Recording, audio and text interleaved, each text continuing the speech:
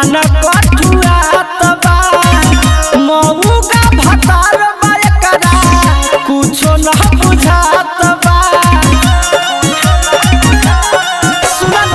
जारा महीना बरसा मन कठुआ तबा मऊगा भतार बायकरा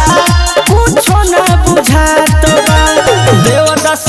मनोरंजन रोल धर्म राज मजाली हटो के रहुआ जा हटो के रहुआ जा ठोके चढ़ल बा जब से जारा महीना सैया के खारा ना होके रहुआ जा ठोके रहुआ जा ठोके लागता कि खत्म भइल एकरा हथियार के बाजार हो से जब चढ़ के चोली के खोली लागे भतारो में खोके रहुआ जा ठोके रहुआ जा ठोके। ज्योति रिकॉर्डिंग स्टूडियो घोड़ा सहन महादेवा।